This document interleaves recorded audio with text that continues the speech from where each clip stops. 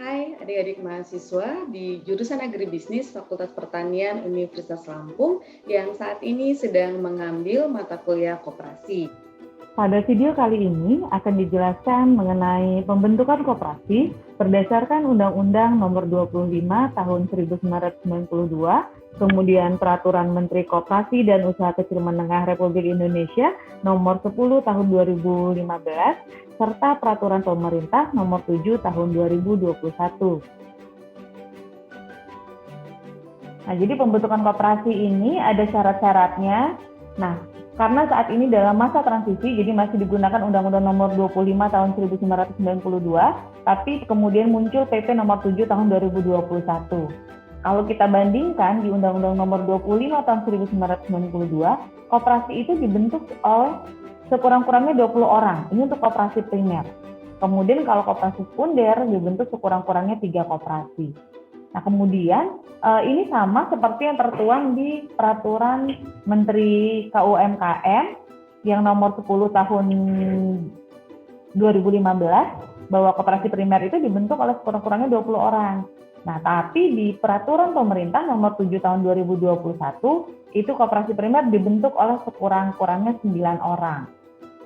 Nah, ini yang saat ini kemudian digunakan. Nah, ini belum tahu lagi saya informasinya. Terakhir sempat diskusi dengan orang koperasi dari Dinas Koperasi, itu mereka hanya sebutkan bahwa ya sekarang masih dalam masa transisi terhadap PP nomor 7 tahun 2021. Tapi kalau untuk penggunaannya, kalau misalnya ini tidak dibatalkan, ada yang menyebutkan kalau dasar hukum itu biasanya dilihat dari yang paling tinggi atau paling kuat gitu. Nah, peraturan pemerintah dengan undang-undang kuatnya yang mana? Nah, itu nanti yang akan digunakan. Itu kalau misalnya aturan hukumnya. Kita juga tidak terlalu paham ya untuk yang secara lebih detail atau lebih tepatnya bagaimana. Tapi yang jelas ini yang muncul di koperasi nomor 25 itu 20 orang, di PP nomor 7 itu 9 orang. Nah, untuk koperasi sekunder itu sama, sekurang-kurangnya 3 orang. Pembentukan koperasi ini dilakukan dengan akta pendirian yang memuat anggaran dasar. Jadi nanti harus disusun anggaran dasarnya, dan koperasi itu harus berkedudukan dalam wilayah negara Republik Indonesia. Ini adalah syarat dalam pembentukan koperasi. Nah, hal penting apa yang perlu diperhatikan sebelum koperasi itu didirikan? Jadi dalam buku Baswir 2000 itu disebutkan bahwa yang pertama kali menjadi hal penting ketika koperasi itu didirikan adalah para pendiri koperasi itu harus mengetahui persoalan-persoalan pokok tentang koperasi pada umumnya. Jadi kan ini pasti ada yang ketika sebuah koperasi akan didirikan, itu kan pasti ada yang memprakarsainya gitu. Nah, jadi yang memprakarsai ini, para pendirinya harus tahu dulu persoalan-persoalan pokok tentang koperasi itu pada umumnya seperti apa. Nah, ini tidak akan berhasil koperasinya jika para pendirinya itu tidak mengetahui persoalan pokok tentang koperasi. Jadi tidak tahu nih koperasi ini dibentuk mau kemana gitu, tujuannya apa. Tapi kalau tahu, seperti yang pertama kali dipelopori muncul di Rockdale, itu berangkat dari adanya revolusi industri, kemudian banyak buruh-buruh yang kehilangan pekerjaannya, sehingga pendapatannya menurun, kesulitan memenuhi kebutuhan pokoknya, sehingga dibentuklah koperasi konsumsi. Tujuannya apa? Tujuannya bisa menyediakan barang-barang kebutuhan dari para anggotanya. Barang-barang kebutuhan dijual secara layak, kemudian dengan harga yang sesuai dengan harga pasar gitu. Jadi kemudian banyak kemudahan-kemudahan yang diterima anggota dalam upaya memenuhi kebutuhannya. Nah, ini adalah penting bahwa di awal saat mendirikan koperasi itu para pendiri harus tahu kenapa alasannya koperasi itu didirikan, ingin memecahkan masalah apa, tujuannya apa. Bisa kalian baca, cari referensinya mengenai koperasi-koperasi yang gagal dan bubar. Ini salah satunya ada pengaruh yang kuat bahwa dari awal itu didirikannya koperasi tidak punya tidak punya keinginan yang sungguh-sungguh gitu. tidak punya pemahaman yang baik mengenai tujuan dari dibentuknya koperasi itu. Nah, kemudian keanggotaan koperasi itu harus dilakukan secara sukarela dan terbuka. Jadi harus ada, ini kalau di PP nomor 7 hanya 9 orang gitu yang awalnya. Tapi juga ketika kemudian nanti bertambah, misalnya ada anggota-anggota baru yang akan masuk, itu harus diterima secara terbuka. Nah, hal ini bisa menjadi kekuatan koperasi. Jadi semakin bertambah, semakin banyaknya anggota, itu menjadi sumber kekuatan koperasi itu untuk menjadi lebih besar lagi. Nah, selanjutnya adalah upaya pengembangan koperasi menuntut adanya ketekunan dan kesabaran. Nah, ini jadi tujuan dari koperasi itu kan seperti memajukan kesejahteraan masyarakat atau memajukan kesejahteraan anggota pada khususnya terlebih dahulu, itu biasanya memang tidak bisa dicapai dalam waktu yang singkat gitu, dalam jangka pendek, dalam 1-2 bulan, nah itu belum bisa tercapai. Jadi perlu keuletan, perlu ketekunan dan kesabaran dalam pengelolaan dan pengembangan koperasi ini. Nah, yang keempat itu koperasi harus mampu memiliki kemandirian, karena meskipun tanggung jawab pembinaannya ada di pemerintah, namun koperasi itu tetap punya anggota-anggotanya. Jadi kepengelolaan utamanya itu adalah tetap di anggotanya. Semakin anggota-anggotanya itu tekun, bersungguh-sungguh gitu, kemudian melakukan pengelolaan yang baik terhadap koperasi yang dimilikinya, maka koperasi tersebut itu akan semakin cepat mandiri. Nah, kalau sudah mandiri, sudah baik kemandiriannya, maka pemerintah itu nanti tinggal support, memberikan pembinaan-pembinaan atau misalnya bantuan permodalan, mungkin bantuan teknis, itu bisa diberikan, tapi bisa dikelola dengan baik. Jadi kalau koperasinya saja belum mandiri, tidak punya manajemen pengelolaan yang baik, jadi mau diberi misalnya pembinaan ataupun bantuan, atau misalnya bantuan modal atau bantuan pelatihan-pelatihan, nah itu juga sama saja tidak akan berpengaruh terhadap pengembangan koperasinya karena tidak bisa dikelola baik.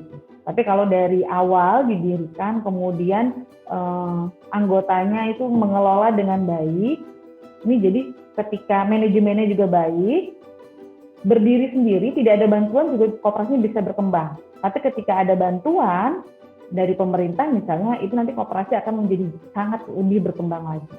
Gitu.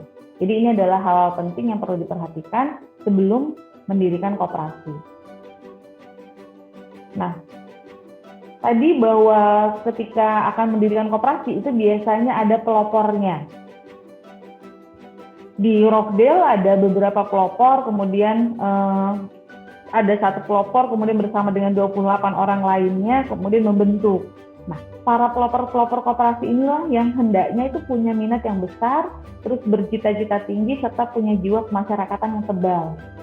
Karena itu, koperasi itu tujuannya tidak bisa dicapai dalam jangka pendek. Jadi perlu waktu dalam pengelolaannya sehingga bisa mencapai tujuannya. Sehingga setiap anggotanya, terutama para pengelopornya, itu dari awal harus memang punya minat berkorban, bahwa memang punya minat itu ingin bekerja, ingin memberi manfaat untuk banyak orang. Paling tidak orang di sekitarnya atau anggota-anggota koperasi yang akan didirikan tersebut. Nah, pelopor ini juga menyadari peranan dan tugas koperasi yang antara lain untuk mewujudkan demokrasi ekonomi dan mempertinggi taraf hidup rakyat. Jadi harus sadar tugas koperasi itu apa, bahwa koperasi itu adalah mempentingkan anggotanya, bukan orang per seorang atau kelompok tertentu. Nah, secara bersama-sama, bekerja bersama-sama, berupaya untuk mencapai tujuannya, yaitu meningkatkan kesejahteraan anggotanya, kemudian menciptakan kesejahteraan masyarakat. Nah, ini para pelopor harus sadar mengenai peran dan tugasnya. Kemudian harus punya keberanian, keuletan, dan keyakinan akan keberhasilan koperasi dalam mencapai masyarakat adil dan makmur. Nah, ini banyak cerita di masa lalu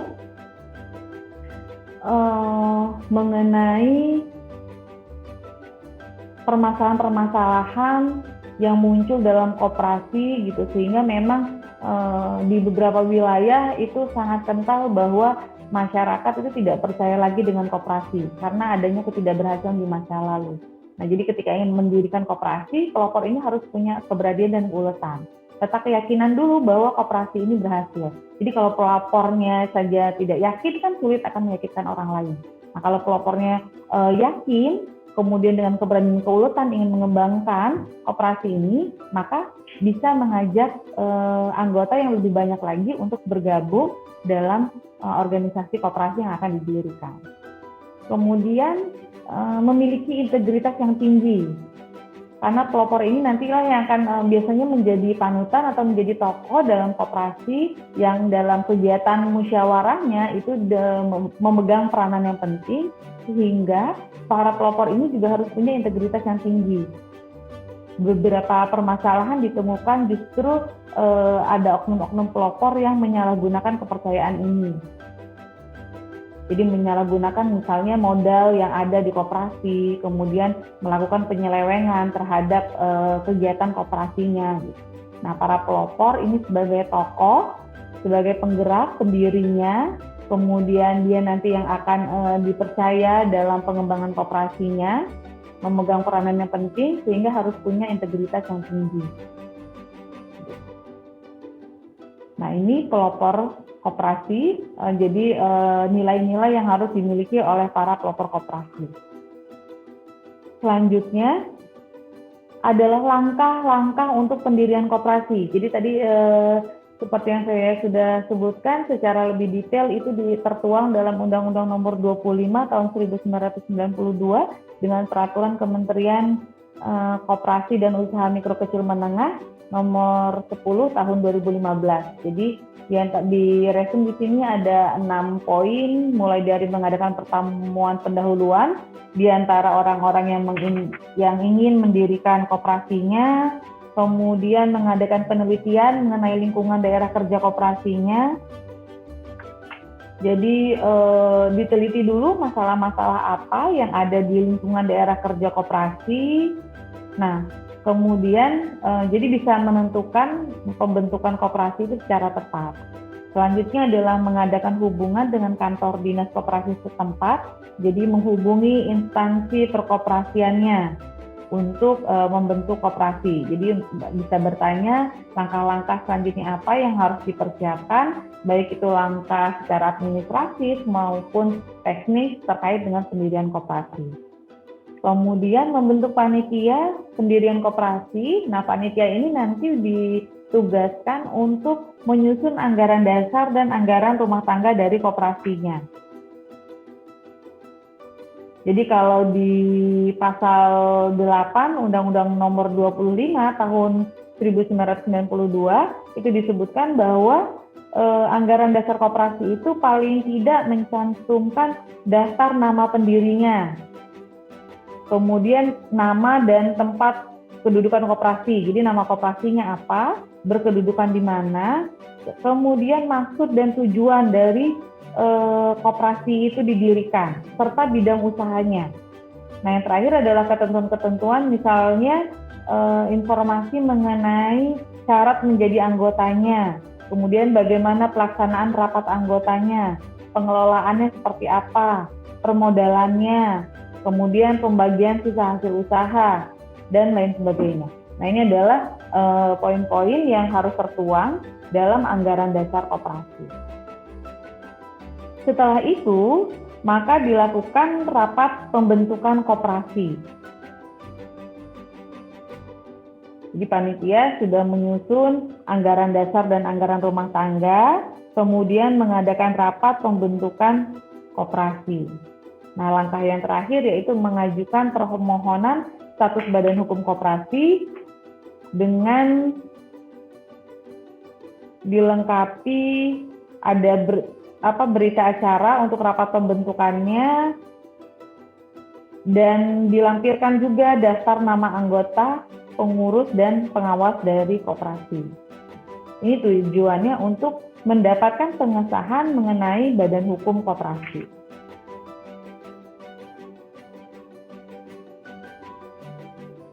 Di PP nomor 7 tahun 2021 di pasal 6 itu dijelaskan bahwa ini tadi pembentukan koperasi diawali dengan rapat pembentukan koperasi yang dihadiri oleh pendiri. Nah, ini jadi sesuai ya dengan Undang-Undang nomor 25. Namun di PP nomor 7 ditambahkan bahwa rapat pembentukan koperasi ini dapat dilakukan secara daring dan atau luring. Jadi bisa daring dan luring, jadi atau daring saja atau luring saja.